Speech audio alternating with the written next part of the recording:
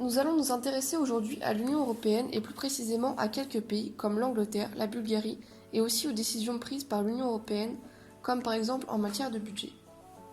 Au cours du sommet sur le budget de l'Union européenne, qui a eu lieu le 17 et 18 octobre 2019, les dirigeants européens n'ont pas réussi à arranger leurs divergences sur le budget 2021-2027. Les capitales ne s'affrontent pas seulement sur les dépenses et l'affectation des fonds de l'Union européenne, mais aussi sur l'instauration d'une nouvelle condition visant à lier les fonds européens au respect des principes de l'état de droit.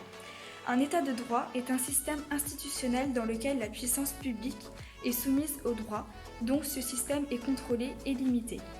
La Finlande, qui dirige en ce moment le budget, a proposé des dépenses globales comprises entre 1,03% du PIB de l'Union européenne et 1,08%. Ce chiffre est inférieur au chiffre recommandé par la Commission européenne, c'est-à-dire 1,15%. Mais ce chiffre est loin encore des 1,30% du PIB proposé par le Parlement européen.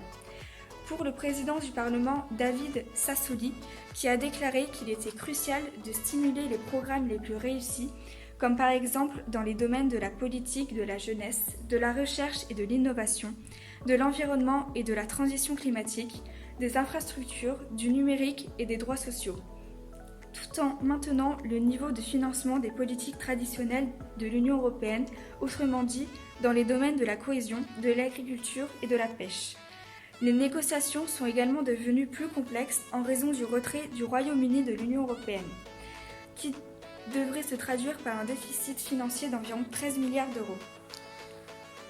Concernant la Bulgarie, l'article de réactif présente un fait d'espionnage qui devient de plus en plus courant ces derniers temps, dans un contexte d'accusation d'espionnage entre les États-Unis et les Russes.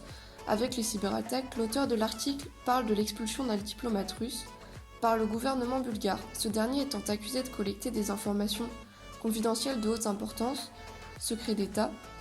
Cependant, le diplomate étant déjà retourné dans son pays d'origine et la loi le protégeant dans son pays, il ne sera pas obligé de paraître devant la justice bulgare. Le journaliste revient donc sur la multiplication de ces faits d'espionnage en Europe, impliquant la Russie.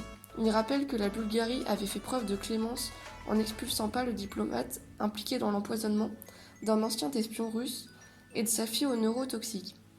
2 autres Russes ont également été interdits de sol bulgare pour des raisons d'espionnage depuis 2018. Le journaliste semble donc s'interroger sur d'éventuels règlements de compte entre la Russie et les États-Unis.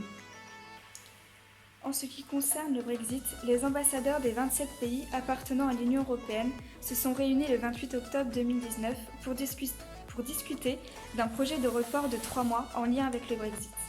Les Britanniques, au référendum, ont voté à 52% pour quitter l'Union européenne. Les députés britanniques ont, le 22 octobre 2016, approuvé l'accord du Brexit. Le Royaume-Uni devait initialement quitter l'Union européenne le 29 mars 2017.